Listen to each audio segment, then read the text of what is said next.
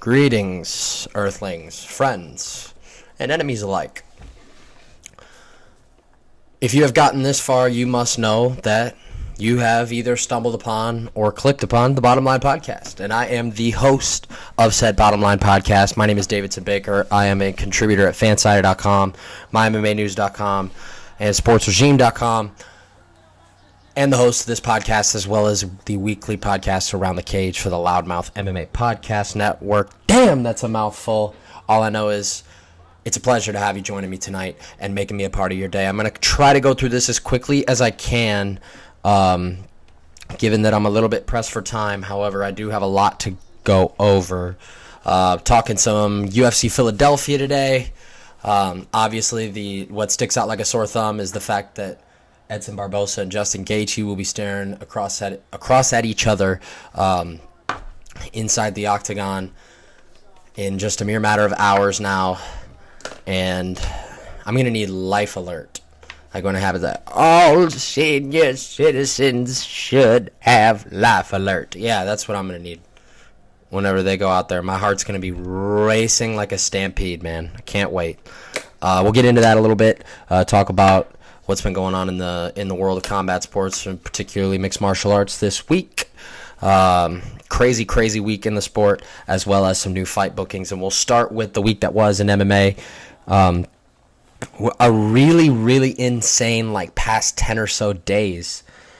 And that all started about 10 days ago, approximately, when TJ Dillashaw pissed hot. Now, This is very interesting because it was one of those scenarios where you heard Cody Garbrandt call him out for it, and then you heard other members of Team Alpha Male kind of be like, yeah, dude, he showed us how to do it.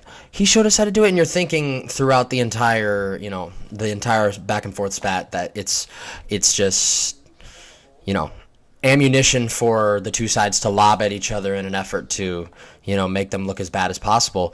But then this comes to light, and not only does it come to light, but TJ gives up the belt. I get that that's the elementary sentiment that everybody has kind of, chosen to run with this week, and that is that TJ gave up the belt, so he must be guilty. Not necessarily. Now, does it look bad? Yeah. Does it look that way? Yes. Does it seem that might be what is happening? Sure. However, everybody's owned a due process. That's why USADA changed their rules. So, however, it is definitely not good. Definitely a not good start to 2019 for Tyler Jeffrey Dillashaw. I hope I said that right. Tyler Jeffrey Dillashaw. If somebody's listening to this and you realize I said that wrong, let me know. But regardless, what do you do at 135? Well, the UFC answered that question quickly, and I'll get into that a little bit whenever I do the new fight bookings. But obviously, the bantamweight title is now up for grabs, and the two people that get the first crack will be Marlon Moraes and Henry Cejudo. So we'll get into that for a second. However, I think if what are we going to do when Dillashaw comes back? Is he going to get an immediate crack? Is he going to have to fight the number one contender? I still personally am not opposed at all whatsoever to him and Dominic Cruz running it back. I feel like your only case to fight a former champion coming back off suspension is having the case that you beat that said former champion. Also doesn't hurt that you and Dominic Cruz case are a two-time former champion yourself. Oh, and who's the other two-time former champion in the bantamweight division in the UFC? Oh, TJ Dillashaw. Oh, and they're the only two to do that? I don't know why that rematch doesn't happen. It makes all the sense in the world. Obviously, Dominic Cruz failing to stay healthy probably attributes to that. However, that was what started off the past crazy 10 days. And then, and I'm not going to spend too much time on this, it's not really important because first of all, Conor McGregor retiring. Now, I'm not going to spend too much time on this because I don't feel like it's very important. Now, what's the knee-jerk reaction to that? Not very important. That's the biggest star in the sport. Not very important. That's the biggest star, blah, blah. Not very important. It's not very important. Do you want to know why? Things that are important stick. Things that have meaning stay. Things in life and problems we encounter that are of the larger size, like things that are detrimental towards our lives in terms of adversity, those don't go away easy. You spend a long time putting your taxes on the back burner. The IRS isn't just going to call you, hit voicemail, and be like, give up, go to the next guy. It's not how it works. What I'm basically trying to say is it's not important because is it really the reality? And I think everybody can kind of read the game that Conor's playing here. You know, try to make the UFC feel like they need him more than he needs them. And maybe. I'm not sure how well you could make the case for that argument while Conor McGregor is binded under a legally contractual obligation with the UFC, and the UFC owns his rights.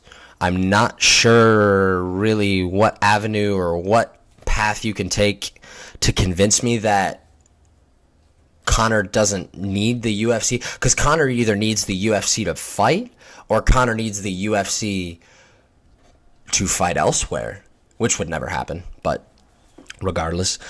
Basically, what I'm trying to say here is that, look, I don't believe it, you don't believe it. You got someone sitting next to you, do they watch MMA? No, they don't. They don't believe it. The guy at your work that knows you watch MMA, oh, what about McGregor?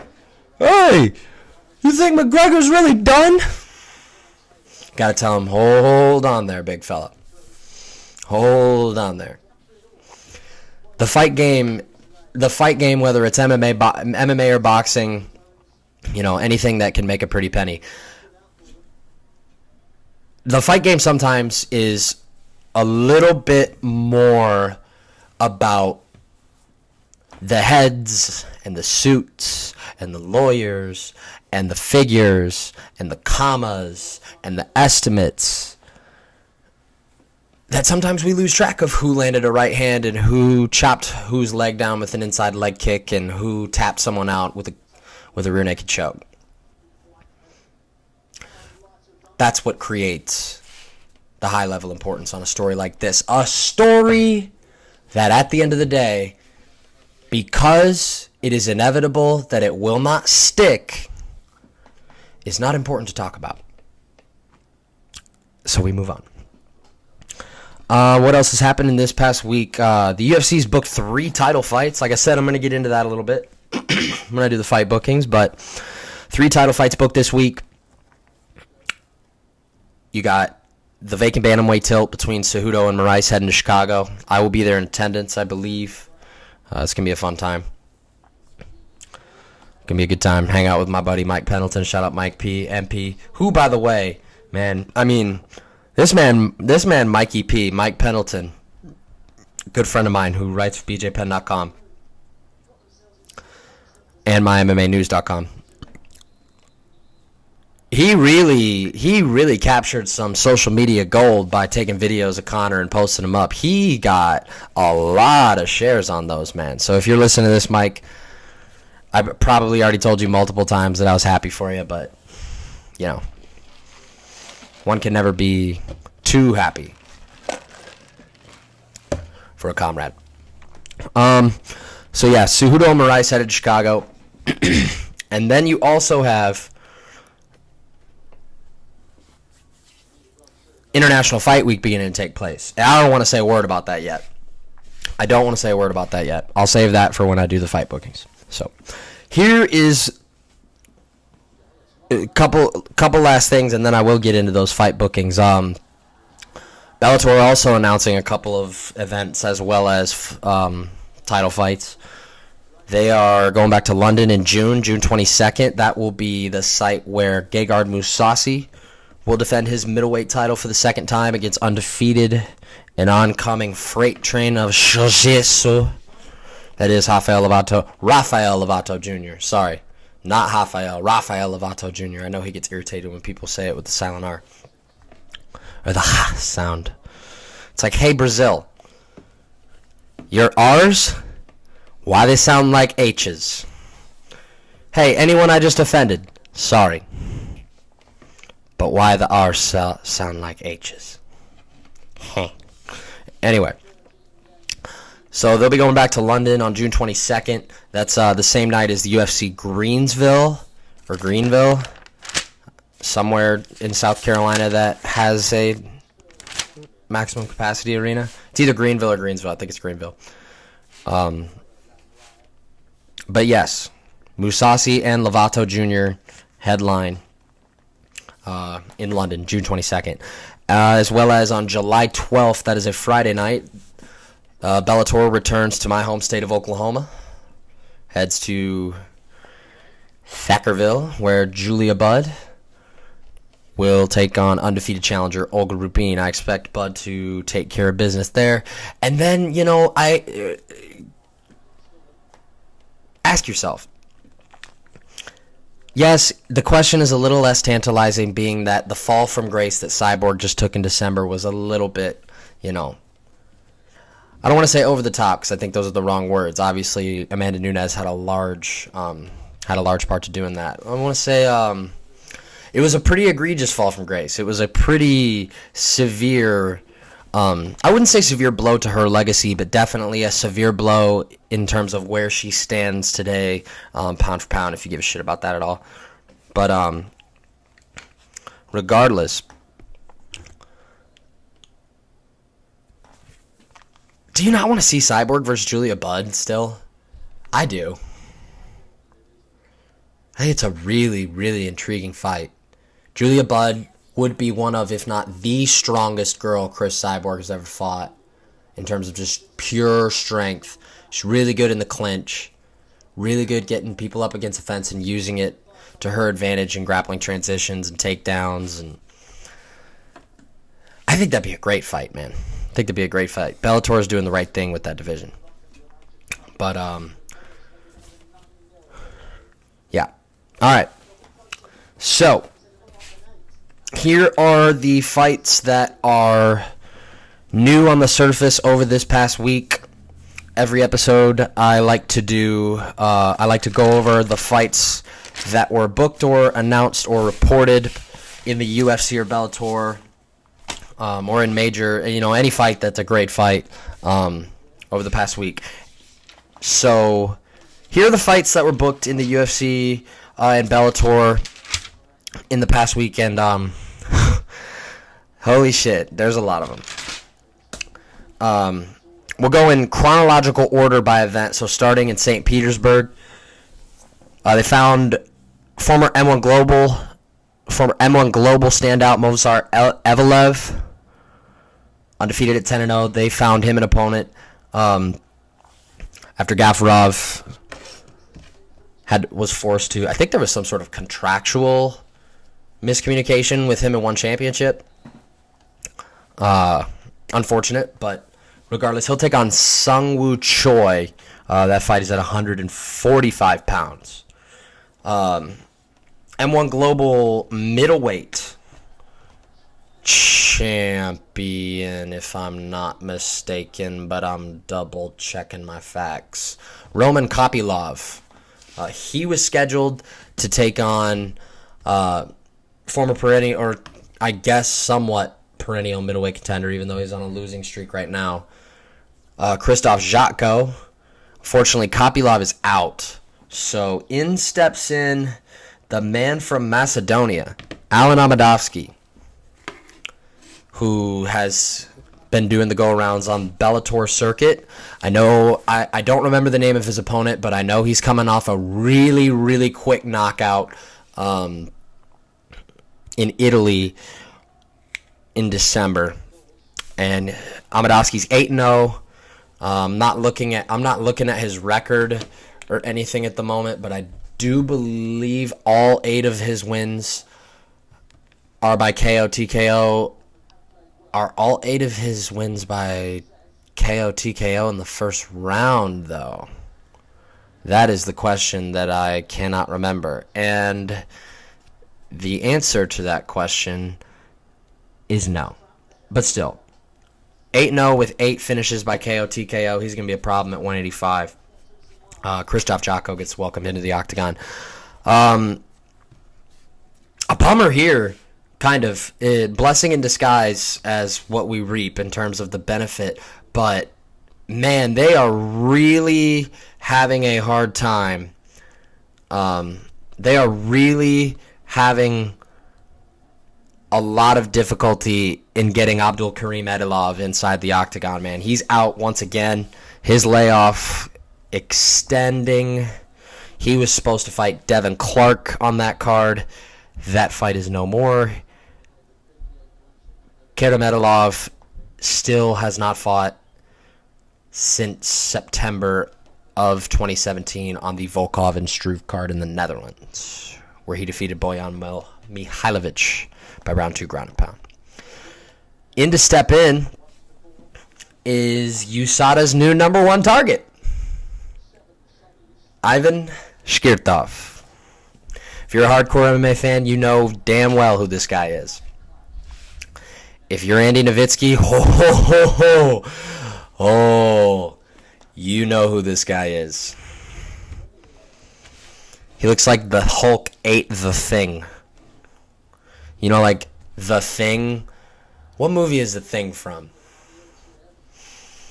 Hey, Alexa. What movie is The Thing from?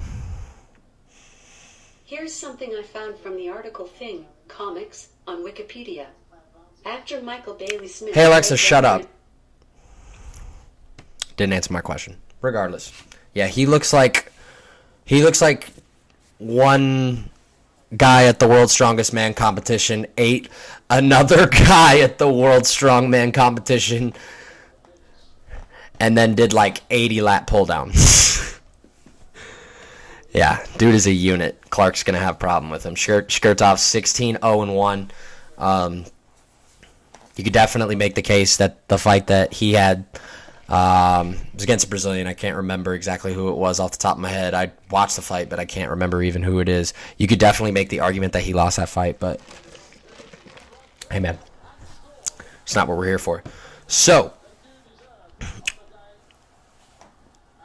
moving along, UFC Fort Lauderdale takes place April 27th. That is on ESPN. Unfortunately, we will not see Cowboy Oliveira take on Li Jingliang. That fight had blood and guts and spewing written all over it. Instead, though, to come in and save the day for all of us bloodthirsty bastards, how about good old friendly Mike Perry? Your good old neighborhood Mike Perry. Your good old walk old ladies across the street platinum Mike Perry. That's a fun fucking fight. That's going to be a wild fight. I don't know if I like it more than Jing Liang and Oliveira. And that's nothing against Perry. It's just stylistically. Jing Liang and Oliveira. There's something about that fight. I really like Mike Perry and Alex Oliveira too. So, another fight at 170 booked for that card. Ben Saunders is trying to get off the schneid. He could very well be fighting for his job. I believe he's lost 5 of his last 6, if not 4 of his last 5. He takes on a promotional newcomer from Pancras.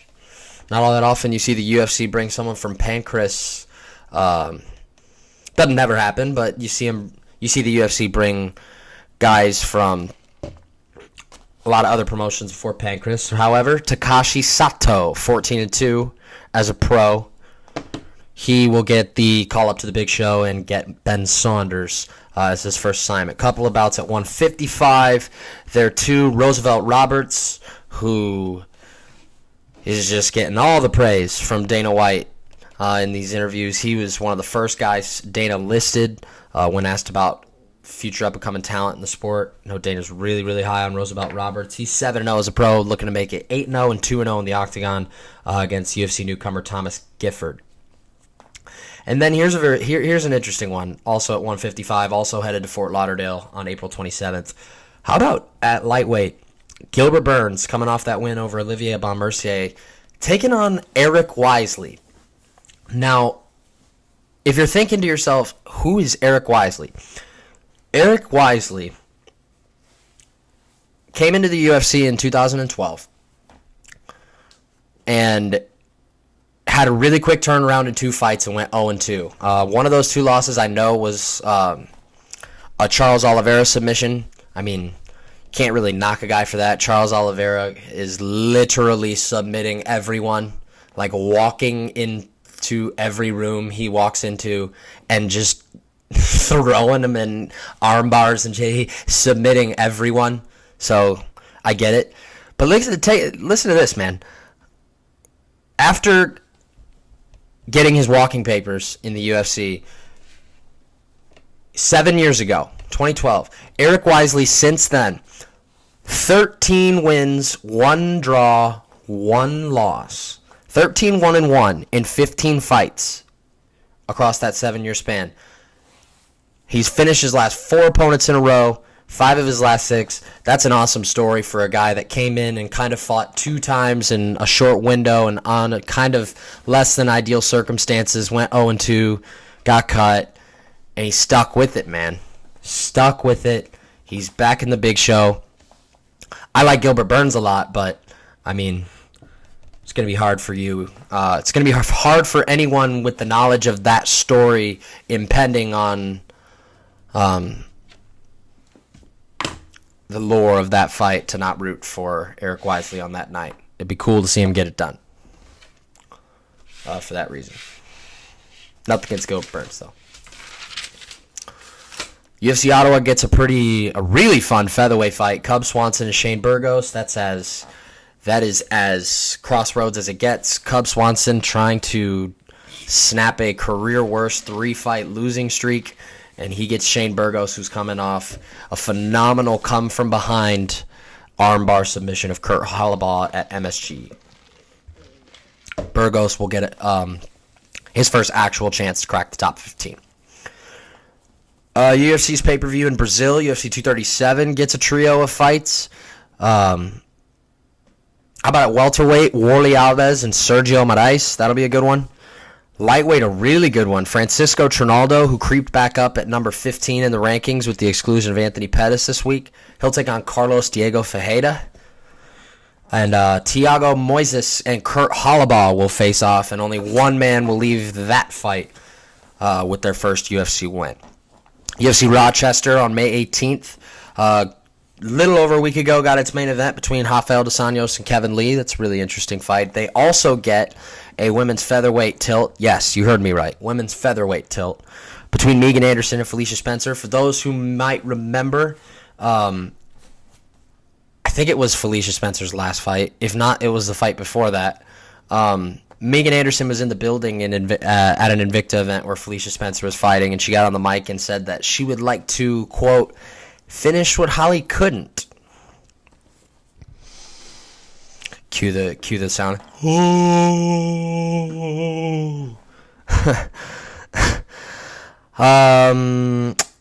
But yeah, should be interesting to see who comes out on top in that, especially new blood in a division that is as thin as it gets.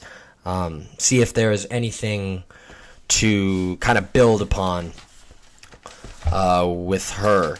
And hey, another women's featherweight fight also headed to Stockholm between Bea Malecki and Duda Santana. Pretty interesting though here. Bea Malecki only 1-0. Duda Santana, I believe, only 3-0.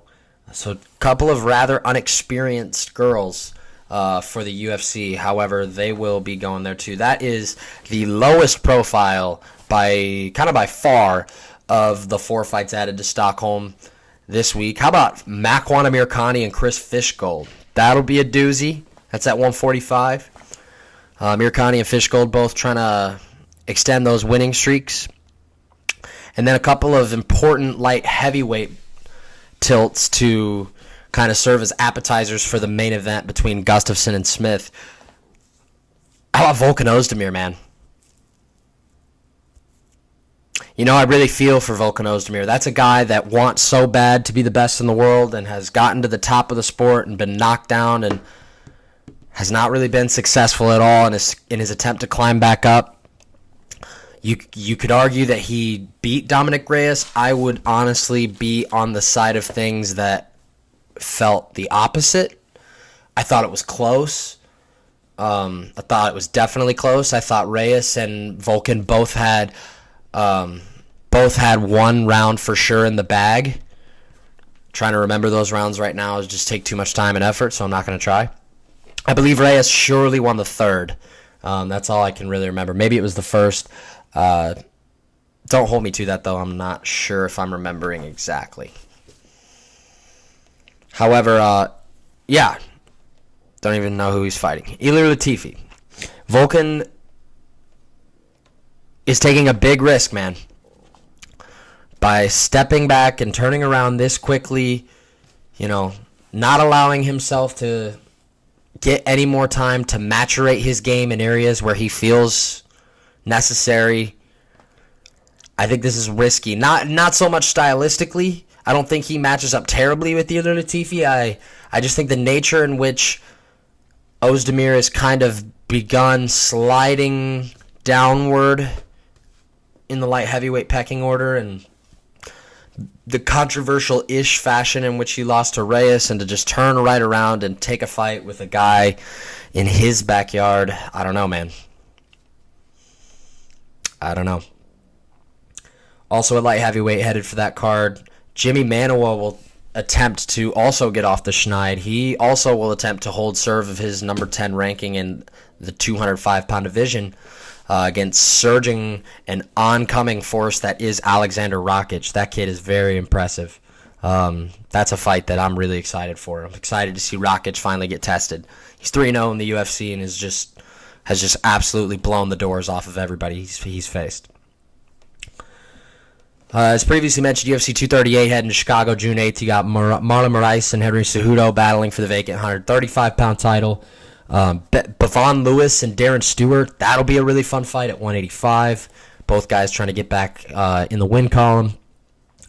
And then another hold-serve type of fight at strawweight. Felice Herrig will try to hang on to her 12th ranked spot as she takes on another oncoming Chinese strawweight to pair with Weili Zhang. Yan Xiaonan. Yeah, Xiaonan, I believe, 3-0, if not 4-0 in the UFC. Herrig going to try to bounce back after the loss to Michelle Watterson. UFC Minneapolis now has its main event. How about Woodley and Lawler running it back? That came out of nowhere. That definitely caught me off guard. And I don't hate it at all. I actually am looking forward to it quite a bit. I mean, why not? That's my thing with this fight, is why not? I mean, are there other matchups that are fresh for both guys that maybe some fans would have been a little more privy to see? I mean, I guess, but come on. Ask yourself if you, in the immediate afterthought of their first fight, thought, okay, yep, this is done. They're never going to fight again. I don't want to see that again. I don't want to see that again with a little more time allotted. I don't want to see that again with more strikes allotted. Done, never again. You didn't, right? And sure, I mean, maybe that could be because of the excitement of the moment. New champion being crowned, emphatic fashion, first round KO, brutal KO. But we didn't get to see a lot of things in that fight that a lot of people were waiting to see. Sure, the rankings are a little bit of are kind of yin and yang here, with Woodley sitting at number 1, obviously just losing the belt, and Lawler sliding down to number 10 following his controversial loss to Ben Askren. Gotta feel for Herb Dean on that, man. Gotta feel for Herb Dean on that. Just because it's like, dude, if you criticize Herb Dean for that, like, do me a favor. If you continuously rip Herb Dean for the Askren Lawler stoppage, if you just are, oh, Herb Dean sucks, and oh, way to fucking go, Herb. Like, oh my God, Herb Dean fucked it up. Sure, he got it wrong. But, hey, man, look me in my eyes and tell me when you were watching it, you didn't think Lawler was out too. You did. Because so did I. And so did anybody else watching. And Lawler understood that literally amidst an expletive-laced rant to Herb Dean when he realized, probably in his mind, the exact moment where Herb thought he was out and was probably like, oh my God, class act Robbie Lawler. Class act that man ruthless.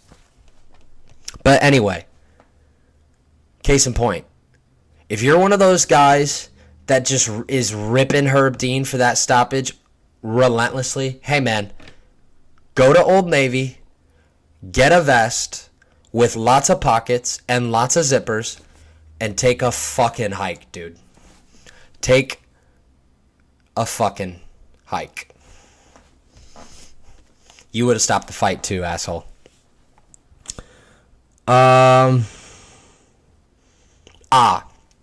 Okay. Last thing, and then we'll pick these fights for UFC Philadelphia and One Championship. International Fight Week. Not bad, right? Not bad. UFC 239. International Fight Week. Not looking too shabby, even in the slightest sense of imagination. So far. However, may I remind you, it is March 30th. We are more than 3 months away. Why do I bring this up? Well, let's see here. I know you don't want me to say it. I know some of you are going, ah la la la la la la. It was good to be doing, ah la la la la. I know that's what some of you are doing. Superstitions, carrying around a rabbit's feet, not walking underneath a ladder, anything that you do that is like superstitiously charged, right? You don't want anything to do with trying to jinx this card. Because when you look at the past 2 years, maybe even longer than that, man. Hell, I mean, yeah. Dude, okay. So, here's what's going on. And here's where I am quick to raise my eyebrow. UFC 239 takes place July 6th, okay? International Fight Week. Supposed to be the biggest, one of, if not the biggest card of the year. Pending a possible return of Conor or fucking Brock or whoever. Do we really want to be booking fights for this card this far out? Do we really want to be doing that? I think it's really risky. You're giving guys a lot of time. And I mean a lot of time. And I mean, I'm gonna sound negative here. And I know I am. Because that's what this fucking sport does to us. You are giving these guys and girls a lot of time to pull a Tony Ferguson and trip over a TV wire and, oh, there goes your meniscus. We are more than 95-ish. We're like 95-ish days away from that event. And there's 5 fights booked already. Hey, can't complain with them though.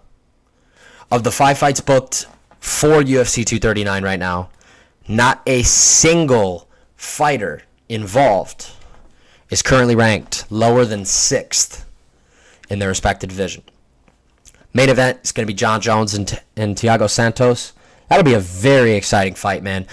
Think about the guys John Jones has fought, whether it's been in his title reign or his come up or anybody, throughout his tenure inside the octagon. Think about who has John Jones fought that kind of tips the danger scale. Who has John Jones faced so far where you look at that guy, TRT Vitor, a great example, almost snapped his arm in half. That's a perfect example of looking like, oh, that's a guy that if he got lucky could beat John Jones because, wow, he is terrifying. I think Thiago Santos might fit that mold a little bit. I do think the momentum and the run that he is on could help carry him into that type of storybook ending. Likely? No. Predicting it? No. Am I saying think about it? Yes. Same thing with Amanda Nunes and Holly Holm. Co-main event. That's at 135. And where they keep dragging Holly Holm, dude. I mean, I saw a tweet that was so funny earlier this week. I can't remember exactly what it says, but I wish I could give the person credit, but I don't remember who tweeted it. I don't remember what it says, but it was so funny, man, about Holly Holm. When you look at her most recent history, right? Alright, so rewind to when she gets choked out by Misha and loses her title, alright? Loses her 135-pound title. After the Misha fight, what was after that? Was it Betch Correia? No. It might have been Shevchenko. If, this internet will load before my kids begin pulling out their 401k. Okay. After Misha, it was Shevchenko, which she lost. And the UFC goes, oh, Holly, you lost? They proverbially huddle, Dana, Sean Shelby, McMaynard. How would you like a title shot at a different weight class? And their team's like, I'm coming off a lot. Different weight class! Okay. She loses that. Then comes Betch Correia. One of my favorite knockouts ever, by the way. Ever. Just because Betch Correia is just being classless and gets blasted with a shin to the dome. Love it. So what does the UFC do with her after going, hey, title shot in a new weight class coming off a loss? They say, title shot with in a new weight class? That's the same weight class that you just lost in the other title fight in. And what are you going to do? Say no to a title shot? So she goes from 145, loses in a title fight, to win at 135, to go back up to 145, loses, stays at 145, wins, and then gets a title shot back down at 135. Hey, man. Other girls exist on the UFC roster. When are title shots to Holly Holm just gonna get old? Oh, another title shot? Oh. What's it at? Heavyweight? Cool. Who am I fighting? Zuluzinho? Alright. Oh, I'm coming off 3 losses? Yeah. Yeah, title shot? Cool. And it's not like it's a crime, I'm not gonna sit here and demonize anybody that thinks that Nunes and Holm makes sense, because I don't think it doesn't make sense. What I don't understand is where the hell is Ketlin Vieira, and what planet and what aliens abducted her? Because she steamrolled Kat Zingano with no help at all from a Wayward's Adelaide Bird. Adelaide Bird was involved, so it was a split decision, even though it should have been 30-26s across the board. And 30-27s at the least. She just runs through Kat Zingano, and then, we will take you to our leader. Boom, by goes Ketlin Vieira. Maybe she's injured, man. Maybe she's injured. I remember she had to pull out of her Tanya Evinger fight, so maybe she's still dealing with an injury, but, like, dude, where's her shot? I think that's a great fight for Amanda Nunes. I think Jermaine Durandamy's a great fight for Amanda Nunes. But it's, hey, Holly. Oh, you're coming off 2 fights at another weight class, and you're booked in another fight? Yeah, no, you're not, dude. You're not doing that. Here's a title shot. But I have swine flu. No, here's a title shot. But I'm terminally ill. Nope, you get a title shot. Oh, man. Who knew? Who knew Ronda Rousey head kicks earned you a lifetime supply of title shots? Again, not complaining. I like the fight. But it's just like, how many title shots do we have to give to Holly Holm, man? How many? Hey, Holly. Was that in the same weight class that she's getting a title shot in now? No! Who knows? All right. Edson Barboza and Justin Gaethje. I realize that this podcast probably bears very little usage, given the fact that this card kicks off in 2 hours. However, let me just tell you something, okay? Let me just tell you something. I have not been this level of excited for a fight without a title attached to it. I would go as far as saying ever. Yeah, probably ever. I don't really count Diaz and Conor because, like, yeah, they weren't title fights, but, like, dude, like, if we're being honest with you, man, those fights were bigger than title fights. Look at the pay-per-view numbers. They were bigger than title fights. Anyway, I mean, here's what I will say. Here's what I will say.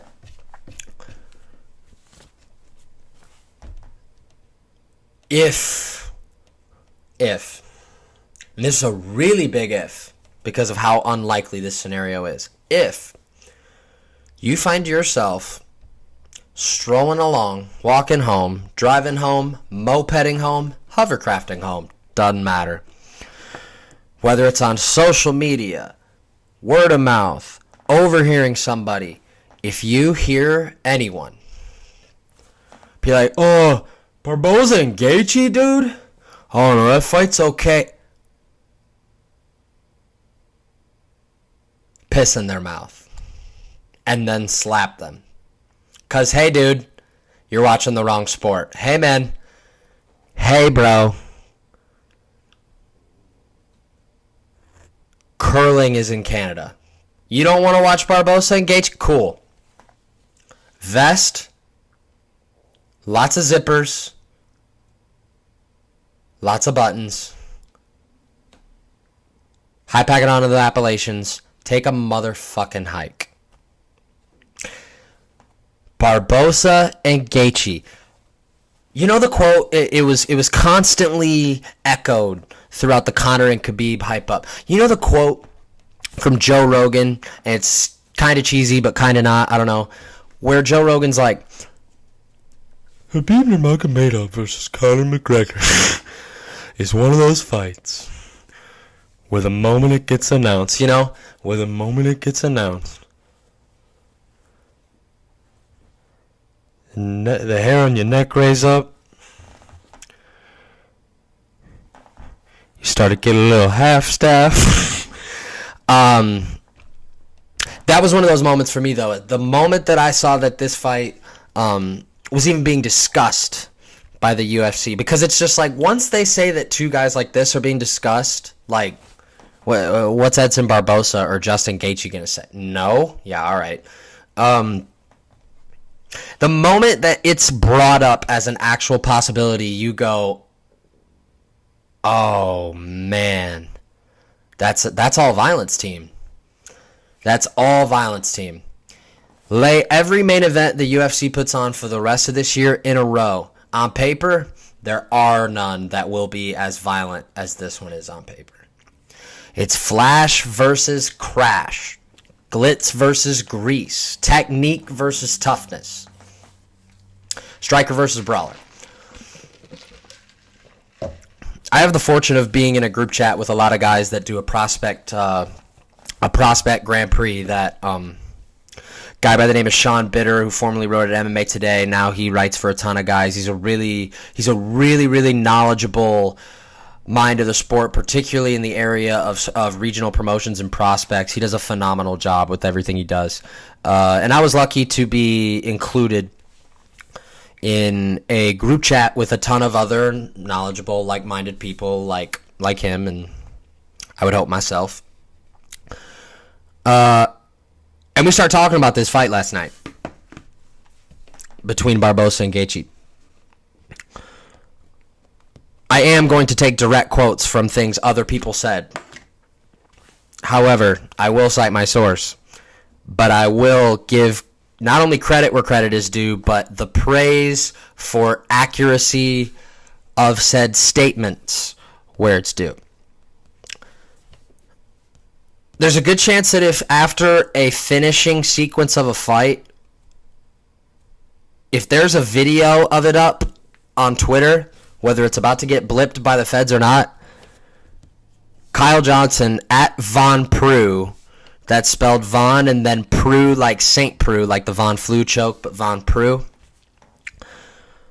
He says, and I quote, "Barboza's defense is not great, especially moving backwards. Gaethje will take plenty of shots, no question, but I trust the legendary tough madman constantly moving forward over the chinny technician who will never truly be in his comfort zone." That's straight from his fingertips, and man, he hit it on the head. He hit the nail on the head. I mean, spot on. And why do I say that? Well, you know how they say proof's in the pudding? It's a stupid fucking saying, because pudding, we're not talking about pudding, we're talking about fighting. And regardless, the proof is literally right there in black and white in the track sheet of what Edson Barboza has done to this day. You could very simple-mindedly analyze Edson Barboza's skill set of all facets in this game and go, oh, give him a wrestler, he loses. Give him a guy that can wrestle, Wrong. But Kevin Lee, it could be wrong. Plenty of guys that Edson Barboza has fought in the past that had wrestling chops or ground game advantages per se could not get it done. Here, though, is the trend. It's not so much the guys that look to force takedowns and errantly shoot in times where they normally wouldn't, just because they want, maybe not want, but have thrown the caution into the wind regarding disguising your looks at Edson Barboza. I mean, what are you going to disguise against Edson Barboza? You're like, oh wow, look at this absolute killer that can spinning wheel kick kill me, let alone KO me in one shot. Takedown time, that's what some people would do. And guys like Kevin Lee, guys like Khabib, we're not shy about it.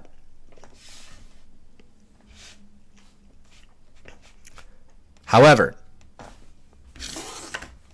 the myth that is Edson Barboza just loses to wrestlers, kill that. Edson Barboza loses to guys that will not get out of his face. Kevin Lee, Khabib. But then you continue to go down the line.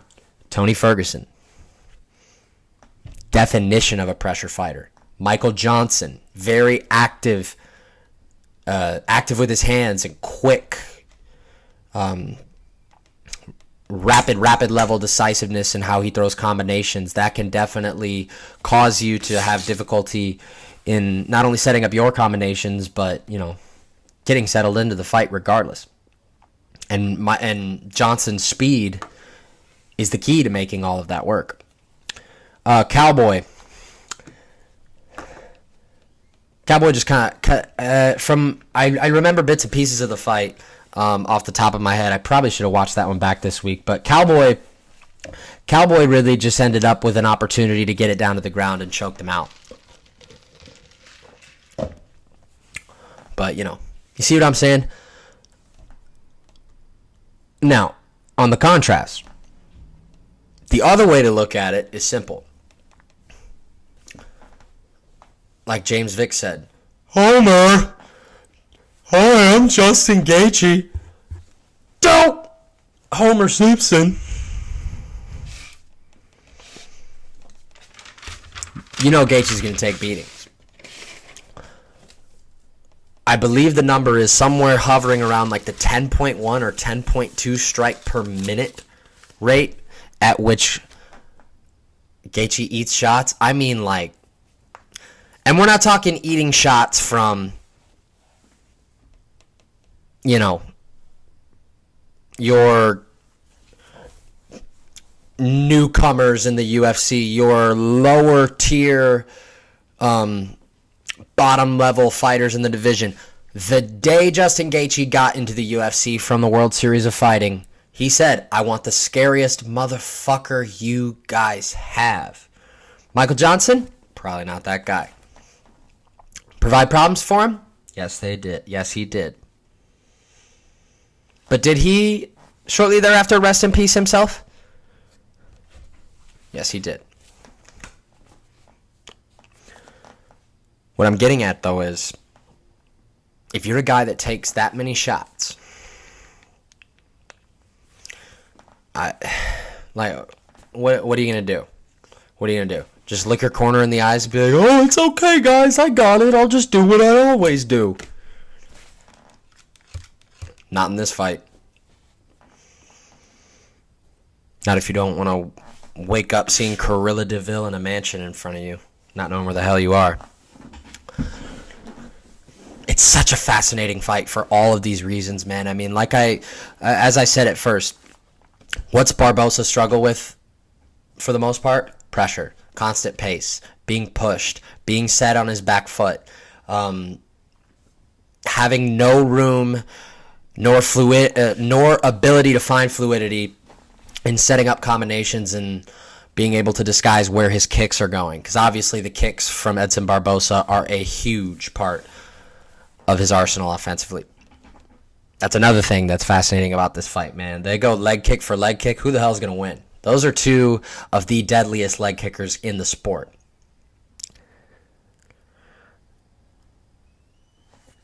And, that's the clash right there, man.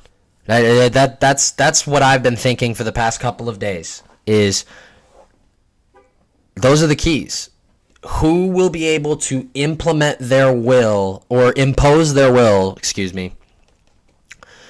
enough to find the light at the end of the tunnel that uncovers how to tap in to the other's weakness. And sure, you might not call Justin Gaethje's a constant barrage of beatings he takes much like a weakness. It's a weakness when you fight Edson Barboza, because guess what? I mean, 100 out of 100 dentists would recommend no. as well as life coaches, as well as counselors, as well as Smiling Bob from the Enzyte commercial. Not a good idea. It's not. But that's what's so fascinating about it, is because is Justin Gaethje fucking crazy enough to just say fuck it and do that anyway? Because Justin Gaethje has shown that he's crazy enough to do that in the past against guys that he shouldn't have, and he's won.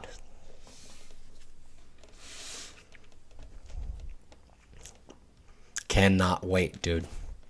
Cannot wait. All I know is this is going to be me. This is going to be me the second they come out. Whether it's fire danger, a serious fall, or other type of emergency, Life Alert is there for you. That's me. And I couldn't reach the phone. When you have a heart attack like I That's did, me. and there's no Getting way ready to out, watch the main event Life tonight. Alert's there for me. Having a secure Life alert. Around my neck. Ambulance coming. Stroke taking place. Responsible because of it. Now, Life Alert can also Blood protect pressure you from reaching emergency levels with the unforeseen by human expectation. monitoring center. Thanks to Life Alert, you can live without ever being alone. Thanks to Life Alert, you can wake up in time when the paramedics get here to watch Barbosa versus Gaethje. Because you know damn well you'll never live it down if you miss it. I wouldn't. I feel like I want to watch this fight so fucking badly that, like, if, and this is never going to happen, but, like, if I was that big of a dweeb and I realistically had an issue with my health as a result of my excitement for the fight, I feel like my excitement for this fight is so great that if I was, like, fainting, I just learn the force real quick. Just like, nope, no faint. I watch fight. Oh, Davidson, you've been stabbed. I don't care. I don't bleed. I watch this fight. Then I bleed and die. Guy busts in, shoots me 8 times. All right, dude, like, can this wait? Is this that important? Anyway, gonna kind of breeze through the rest of the card. I'm on recap duty tonight for Fansided. Recapping David Branch and Jack Hermanson in the co-main event. Pretty interesting fight. I do have a hunch, and a pretty good one, about how it's going to go. And that is in the favor of Jack the Joker Hermanson. It's been very tough to get a read on David Branch. You know? David Branch, obviously, infamously known for being on the wrong end of that Gerald Harris slam knockout. Fucking, what was that, like 100 years ago? Regardless. I get what Branch is saying, though, this week to the media, though. He's saying, he's not exactly making excuses, but saying he would have really liked to run it back with Cannonier, which wasn't going to happen, but would in the future like to run it back with Cannonier with a full camp to train for it. That's the thing, man. That's the thing we got to remember sometimes. Is sometimes we can glance over fighters' records, and all we see is a red L next to a certain name, but very seldom does one take into account that this is fucking MMA. That could have been an opponent switch, could have been short notice, it could have been with an injury, could be Derek Lewis and somehow being made of rubber and fucking fighting with a torn ACL since you were 5 years old. I mean, dude. You know?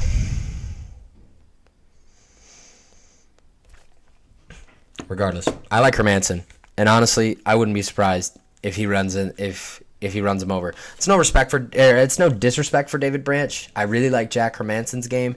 I was kind of shocked when I looked at the sizes of both of them, and David Branch is the bigger man. But what does David Branch do that is better than Jack Hermansson? You could even argue vice versa. There's a lot of unknowns in this fight. One thing that is for sure, in the John Anik voice, one man will leave the UFC octagon a bona fide middleweight contender tonight. Tonight. You ever notice how John Anik says tonight? Tonight. It's like only one man will leave the octagon a bona fide middleweight contender tonight. On the way, tonight's Fight Clock brought to you by J.A. I personally like him more than Goldie. Featherweight, really interesting. Josh Emmett, Michael Johnson. This one will be fun. Josh Emmett kind of sitting in the role of the power puncher here. Michael Johnson taking point in the bob and weave and stick and move conversation. Here's my question. I'm still waiting to find out with Michael Johnson at 145. Is his power going to come back? That's my question. Because here's what I remember about Michael Johnson at 155. And I hope you remember. You remember the last time Dustin Poirier lost? Michael Johnson had him looking into a telescope. Just starry-eyed, dazed on the ground. Johnson KO'd him emphatically. Johnson kind of hurt Khabib. People argue about that all the time. Like, he had Michael Johnson. He kind of hurt Khabib. He, bothered Khabib. It's more so like when you bother your neighbor when you're, mowing the lawn at, midnight and he's trying to sleep. Which, if you do, eat a taint. But, yeah, that's the question I have, man, is, are we ever going to see Michael Johnson with the same level of, not so much KO power, but overwhelming volume? I'm wording this wrong. Consistent pressure and volume that eventually overwhelms, mixed in with some above average power. And sometimes really, really brilliant power, given the Dustin Poirier fight. If Michael Johnson can find or somehow regain the power at 145 that he had at 155, that motherfucker's going to be a problem. Until then, I have reservations about him in this weight class. I do think he gets it done, though. So I have both unranked, look at this, both unranked fighters towards the top of the bill, taking on the ranked opposition. Both of them the favorite. Jack Hermansson, I should be reading these odds. Jack Hermansson minus 130, Branch plus 110. Michael Johnson and Josh Emmett basically at even money. Johnson at minus 115, Josh Emmett plus 100. This is a fun one at strawweight, too. Karolina Kowalkiewicz is going to be looking to make a statement following her absolutely devastating knockout loss to Jessica Andrade. I will say to this day, man, that is the hardest I have ever seen a 115-pound fighter get hit. It's the hardest I've ever seen a 115-pound fighter get decked. And she took a shot on the way down. Andrade deserved that title shot. Unless they're going to give it to Holly Holm. What? Holly Holm? Atom weight? Yeah. Title shot? Yeah. I got it.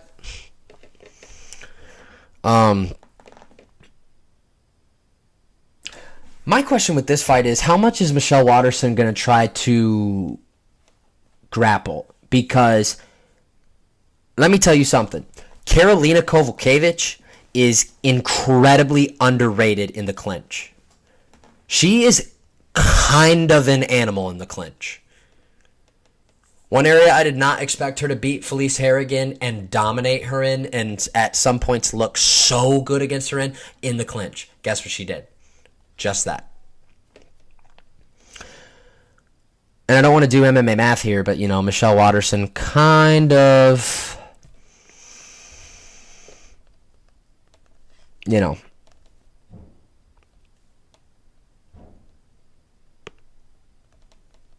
apologize. Sending text. Anyway. I like Waterson. She's the plus 115 underdog. I think Kowalkiewicz is going to go in there a little bit tentative and a little bit tedious. I think the quick nature of the way she got KO'd against Andrade.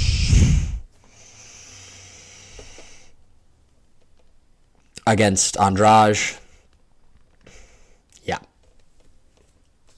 Should be a good one, though. There's really only one question that needs to be answered with this fight, and yes, we'll take the result one way, and no, we'll take the result the other way. Kennedy Nzechukwu makes his UFC debut against Paul Craig. Bottom line, can Paul Craig take the fight down? No. Nzechukwu wins by KO if Craig can't. If Craig gets the fight to the ground, then that's where things get interesting. However, if Paul Craig cannot get this fight to the ground, he is doomed. He's absolutely doomed. Kennedy Nzechukwu is an absolute unit. An absolute monster.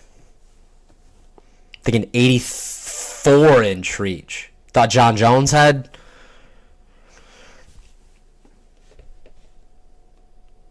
a long reach.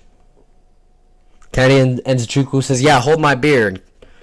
Head kicks some guy from Alaska on the Contender Series. Dennis Bryant. Not some guy. I shouldn't say that. But made him look like some guy with the way he bounced his shin bone off his cranium. Yeah, I don't think Paul Craig is going to be able to get this fight down. I have to give him credit, though. He looked a lot better against Jim Crute than I thought he would. He had a lot of moments in that fight too, a lot of big moments in that fight. But yeah, if he can't get this fight to the mat, he's toast. And then I think the fight I spent the most time picking and the most time being indecisive on, dude, Sadiq Yusuff and Shaman Moraes is a head scratcher. It really is. Because we don't really know what the ceiling is for these guys. I think we have an idea of what the ceiling could be for Sadiq Yusuff. Obviously a guy that comes out and throws bombs. A very accurate and timely striker that likes to put together combinations to set up his power shots, as indicated in his first-round TKO against Suman Mokhtarian. As indicated, over 15 minutes, may I add you, in his Contender Series showcase. I believe that was against Mike Davis. A fight in which Sadiq Yusuff was not given a lot of chances by a lot of people to win. Yeah, Mike Davis. He was a plus 230 underdog. Man. He has looked great. But so has Shaman Moraes. Shaman Moraes has kind of, oh man, I didn't think about this. Shaman Moraes, the Contender Series killer. I did not think about that. Shaman Moraes is the Contender Series killer.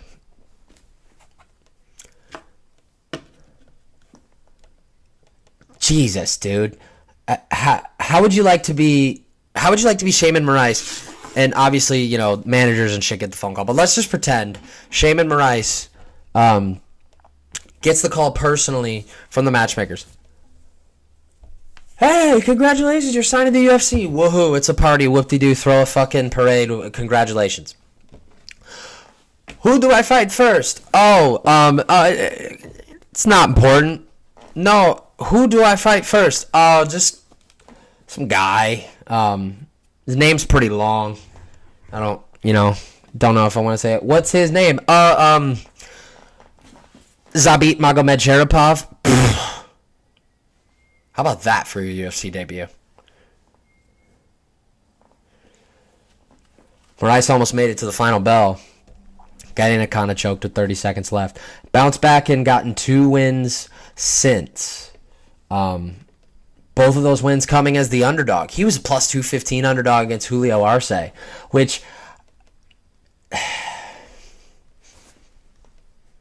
the fact that fight was a split decision, I mean, whoever gave that fight to Arce needs to be assassinated.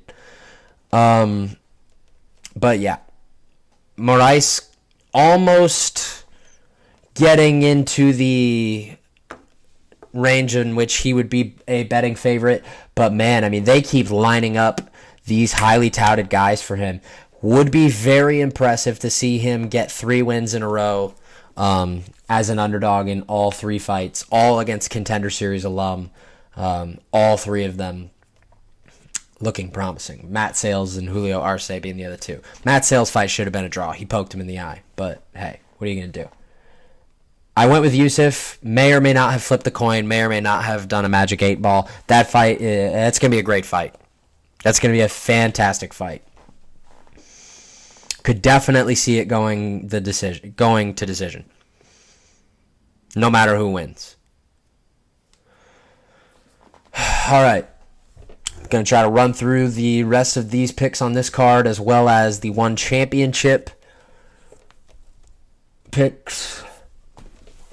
So in the featured prelim on ESPN, those start at 5 p.m. In the featured prelim, Marina Rodriguez stepping up on, or Jessica Aguilar, I should say, stepping up on, how about 6 days notice? 7 days notice? She could very well be fighting for her UFC life tonight. She's plus 275. Marina Rodriguez minus 325. I will take the Muay Thai practitioner from Brazil, Marina Rodriguez. I have my picks right here. I just can't remember if I picked Rodriguez by decision or by, All right. I got Rodriguez by TKO in round 2.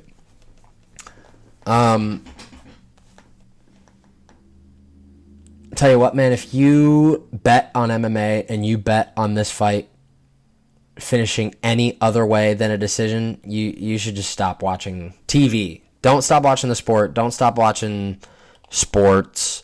Stop watching TV. Move into a cave. This fight is going all 15 minutes. I'm going to get shit on if I end up being wrong.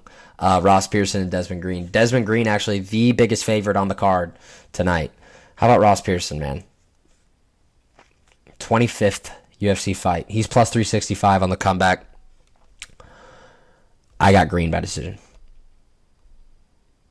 Also, is it an Enrique Barzola fight unless it goes to decision? Probably not.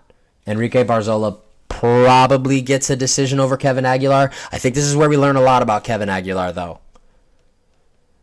I really do. He is very dangerous. That's a great fight.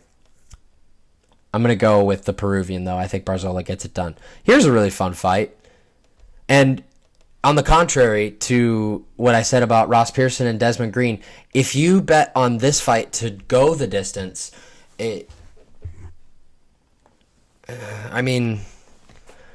the Church of Latter-day Saints and just go door to door and start spreading the good word or something. Because you got shit backwards, dude.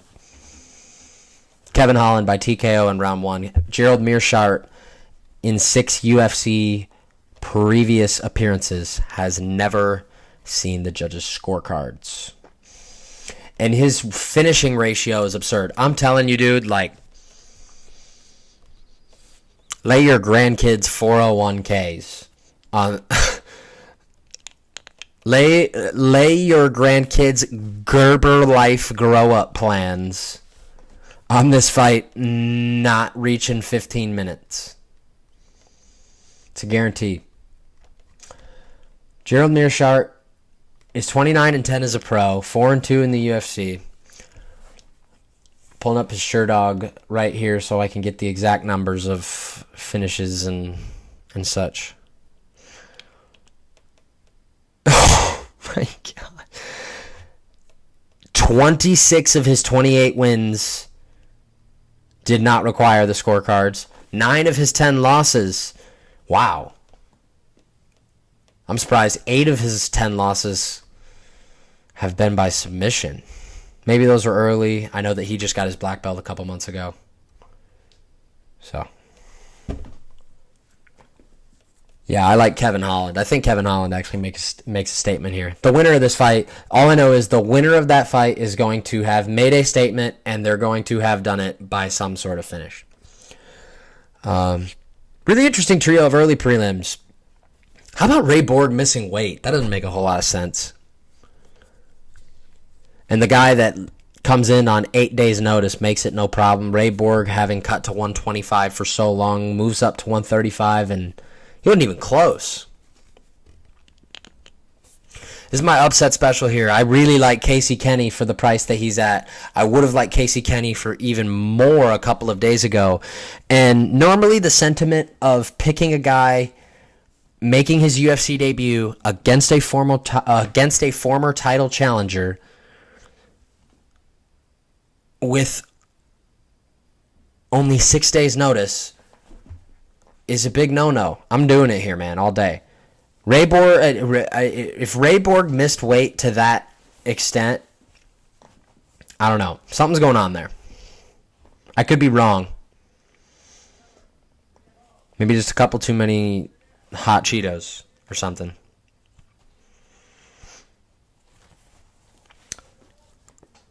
Casey Kenny, upset special though. Really long for it would have been ridiculously advantageous with his size had he been fighting at flyweight in the UFC.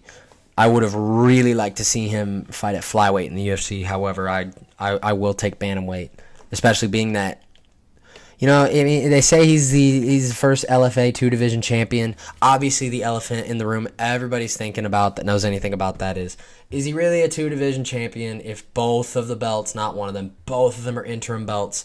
I'm not knocking him as a fighter at all. I'm just saying, is he really a 2-division champion if both are interim belts?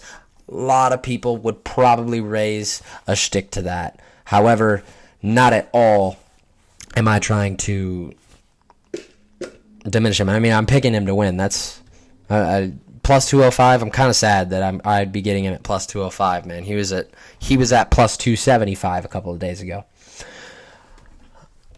Yeah, one of the more highly touted debuts in women's MMA in the UFC in quite some time.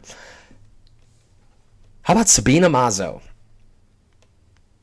Fighting under the tutelage of Rafael Cordero, the Colombian Queen. She takes on armbar specialist Marina Moroz. This is another simple one. Fight goes to the ground. Mazo's in trouble. Fight stays up. Moroz is in trouble at any moment. Because Mazo, so far, I mean, we have a small sample size. Mazo, so far, has only won 2 ways. 4 of her 6 wins have come by way of patience and timing and picking the opponent apart and diversity with her kicks and punches. And the other 2 have ended by hair-raising, heart-stopping head kick KOs. She's going to be really good in this division. Is she...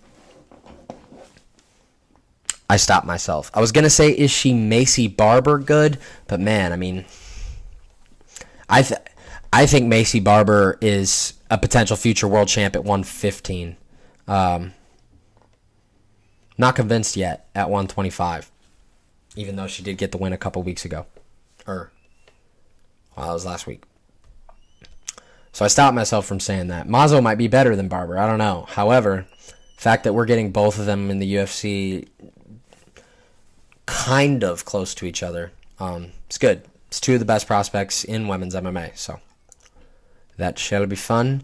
And then the card curtain jerker, Alex Perez, Mark De La Rosa, a couple of flyweights moving up, 135. I like Alex Perez. I think everything Mark De La Rosa does, you could make the case Alex Perez does a little bit better. Perez has shown he can win fights by submission. He can show that he can smother guys with his wrestling. He's shown that he can overwhelm. You're not going to point them all out. He can show that he can submit guys. Carl Jonda Thomas. He shows that he's shown he can overwhelm dudes with his wrestling, like Eric Shelton. He's shown that he can overwhelm guys with his pressure and consistent punching power. Just ask Shorty Torres. Man landed like 98 million significant strikes in round 1 or something. It was like 70 something landed. I don't know. Now I have to look it up.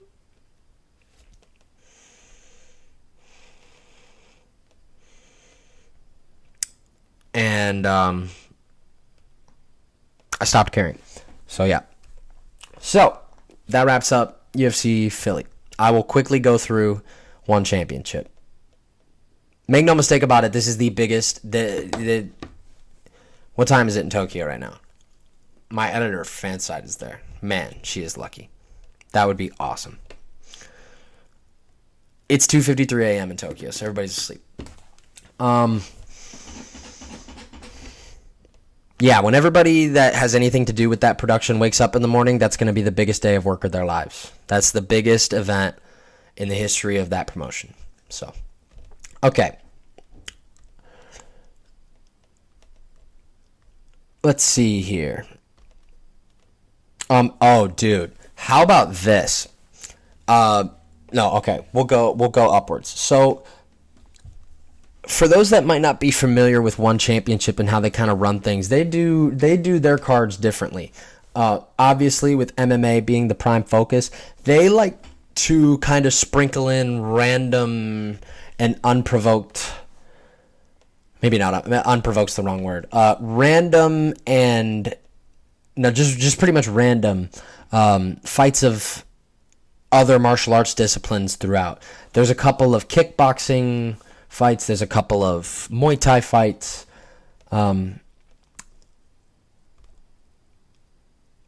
Originally, they're doing a flyweight Grand Prix and a lightweight Grand Prix. Also, by the way, if you're not aware of how one championship does things, they have hydration testing to kind of curb weight cutting. So if you are not already aware, when I say one championship lightweight division, that's 170 pounds.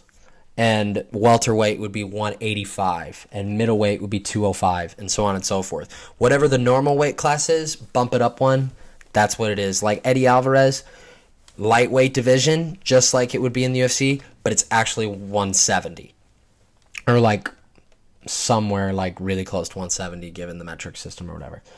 So yeah, I'll go from Eddie's fight up. Eddie Alvarez is currently certainly the favorite. He's a minus 700 favorite against Timofey Nastyukhin. I can never remember how to pronounce his last name. Alvarez making his one championship debut. Interesting stuff. Can I find this article quick? If I'm going to spend any time at length at all talking about anything for this part, where is this article? I saw an article that said that Eddie Alvarez is more nervous for this debut than he was his last few fights in the UFC. I think that says a lot, man. I think that really says a lot, because why do people get nervous? One answer that you can throw out the window: no one gets nervous for no reason. Maybe that's kind of a lie. Maybe some people are just weird and wired very, very, very incorrectly and get nervous for absolutely no reason. Unlikely. For Eddie Alvarez to come out, I think it was Mark Henry that said it too. Yeah, okay, here we go. MMA fighting article. Headline reads, as we wait for my kids to retire from their jobs and have grandkids, maybe the website will load. Okay. And we're still waiting on the supernova. Oh my god, and we're at the DMV now. Never thought that waiting for a website would load would feel like being at the fucking DMV. Mark Henry feels Eddie Alvarez has, quote, this is a YouTube video. Mark Henry, Eddie Alvarez, coach, feels Eddie Alvarez has, quote, a tad bit more pressure in one debut than he did in the UFC. Okay, so I kind of took that out of proportion. Mark Henry feels like he does. That by no way guarantees that that's how Eddie actually feels. However, good chance, because if anybody knows Eddie Alvarez, or should know Eddie Alvarez like the back of his hand, it should be Mark Henry. I don't foresee Eddie having any huge issues in this fight. I do think Nasiukin is dangerous, though. I think he's very dangerous. And I think it's a fight that Eddie Alvarez, I hope, took very seriously. I do think he gets a win. I don't think he gets it by stoppage, though. I think it goes to decision. How about this, man? Demetrius Johnson. For those listening to this right now, I'll let you guess out loud to yourself right now what the odds are. What Demetrius Johnson is. I have never, even in boxing, I've never seen a line this absurd. Against a guy that's 10-2. Demetrius Johnson is... he's minus 2,100. Yuya Wakamatsu is plus 1140.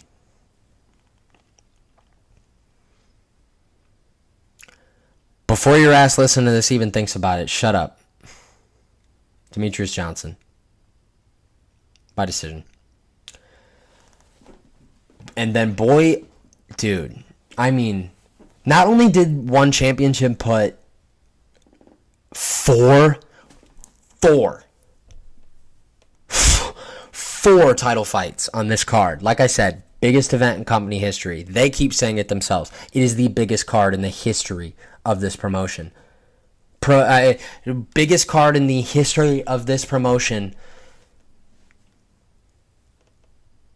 Who had two of the biggest free agent, somewhat, or however you want to call the acquisition of Demetrius Johnson, a true free agent acquisition of Eddie Alvarez. The two of their biggest signings, if not their two biggest splash signings, also in the history of the competition, both debuting on the same card as kind of an appetizer for a quadruple header of title fights. And not only is there 4 title fights, you could definitely, and by definitely I mean I would make the case that those are the 4 most compelling title fights one championship could make right now.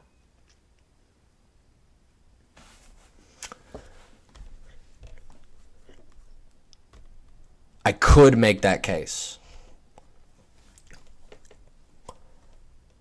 As I think about it for a second, I probably would make that case.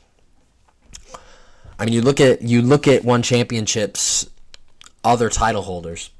I mean, maybe Martin Wynn, I guess, but like Martin Wynn tried to win like a belt in like 6 weight classes or something. He's the Holly Holm of one championship. Oh, you fought in that weight class and you lost 2 straight? Title shot, other division. But I lost 2. Yeah, no, title shot, other division that you didn't fight in. Okay. Loses, stays in same weight class. Hey, here's title shot in weight class that we gave you a title shot to come to this weight class in right here. Here you go. Holly Holm of one championship. Martin Wynn. Yeah, no, I don't think... I'd definitely... maybe Brandon Vera against somebody, but who the hell does Brandon Vera have lined up in terms of contenders at heavyweight? He already knocked out one of, if not his biggest challenges. Mauro Cirilli. I did not expect that when that happened. However, yeah, I'm going to just go balls to the wall and say it. These are the 4 most compelling and best and biggest title fights that one championship can make. So one championship says, hey, here, have all of this one championship flyweight Grand Prix all on the same card. Actually, even though one of those fights did fall out. So 3 of the 4 quarterfinals are on the card, but whatever. Here, take these 3 flyweight quarterfinals on this card, and then here, take the debut of Eddie Alvarez. And hey, by the way, one of those flyweight quarterfinals is Demetrius Johnson. Both of them making their debut. Oh, and hey, by the way, in case you're still hungry, here's 4 title fights. Oh, in case you don't like them, they're the 4 best title fights we could possibly offer.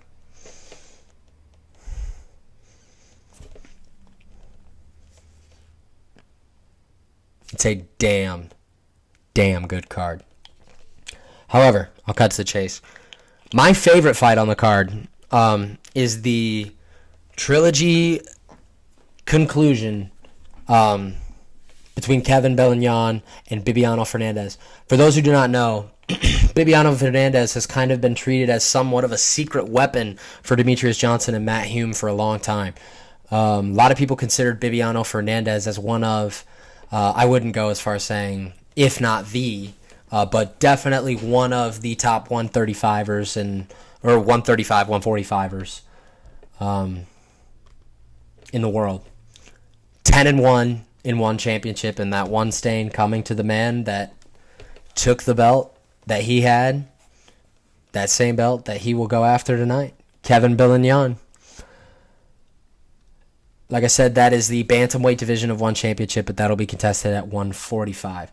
Oh, and then you got, how about a rematch of one of the best fights of the year last year?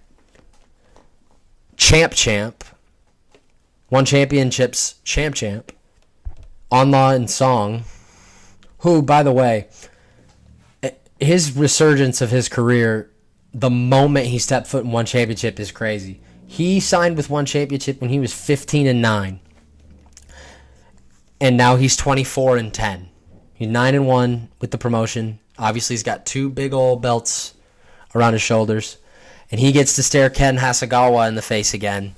After, without a doubt, one of the best fights of the year last year, in which On Law and Song landed a hellacious uppercut in round number 5 to score the KO win. The thing that's interesting about this is On Law and Song has definitely grown familiar with fighting at home, fighting in front of his own people.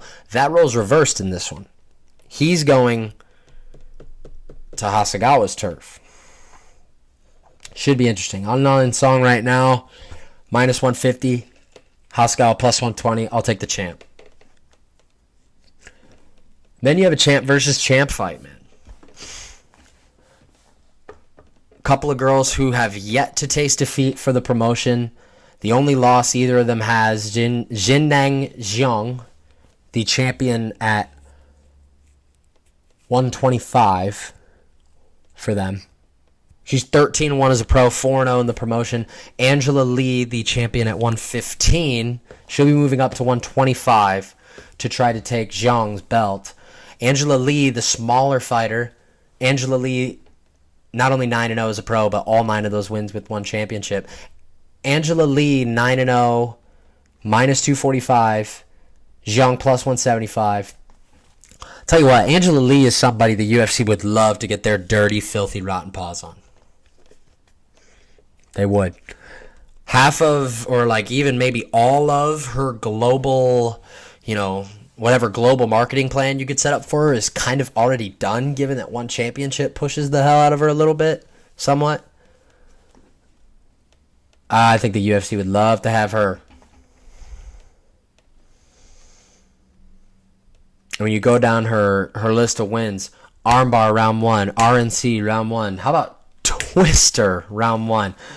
Couple of RNCs, both in round 2. Strikes round 3. Anaconda choke round 2, and a couple decisions. That'll be great. And then I get why this fight's the main event. Shinya Aoki, a legend in Japan. He'll be challenging for the 170-pound title against Edward Fol-Yang. I think the winner of this fight, realistically, could expect to sit back and wait for the winner of the lightweight Grand Prix. After Fol-Yang beat Amir Khan, believe late last year, if not early this year. How easily is Aoki going to be able to get this fight into his world? How easy is Aoki not only going to make this fight on himself, but how easy is he going to allow it to be for Fol-Yang?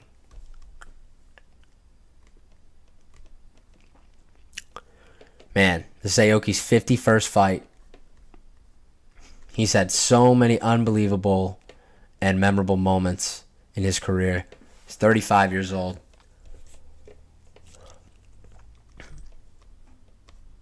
I don't know, man. I'm probably going to go with Fol-Yang here. So I got Fol-Yang, Angela Lee, Anla Song, yeah, all the favorites. Bibiano Fernandez, Wakamatsu, psych, Demetrius Johnson, Eddie Alvarez. Honestly, man, I'm not even going to front. I think the fighter out of all of my picks that has the biggest chance to get upset is Eddie. Nasi Yukin is dangerous. All right, I got to get going. Pretty long podcast I've been sitting here and rambling on for, so about an hour 40. If you have somehow managed to sit throughout this entire thing, I want to thank you very much, and I appreciate you for the support of my content. You can find all of my content pretty much anywhere you go. I'm on Twitter, Dave Bake MMA, Instagram, Dave Bake MMA TBL. Look out for my weekly fan-sided segments. Octagon Jitters. I write a segment for fansided.com every week, spotlighting one UFC debutant. This week it was Casey Kenny. I say take Casey Kenny plus 205. Really like that bet. And definitely feels good to be back in the podcast airwaves. I'm going to make this a weekly thing, I promise. I'm also planning on doing a lot of other things and a lot of other sports soon. I have a mock NFL draft in the work. That'll be fun. But, yeah. All right, guys. Thank you so much for listening to this podcast. Thank you so much for being a supporter of this podcast. If you want to help support this podcast further, there are links not only in the description of whatever on whatever app you might be listening to this in. You can find my podcast on Anchor. You can find it on YouTube, Spotify, iTunes, pretty much anywhere you can consume podcasts, you can find it. And there should be a link in the description if you'd like to help support this podcast. Would be great. Thank you very much. Enjoy the fights. Do not be taken out of an ambulance out of your house due to pressing life alert as a result. Thank you very much. Have a good day, motherfucker.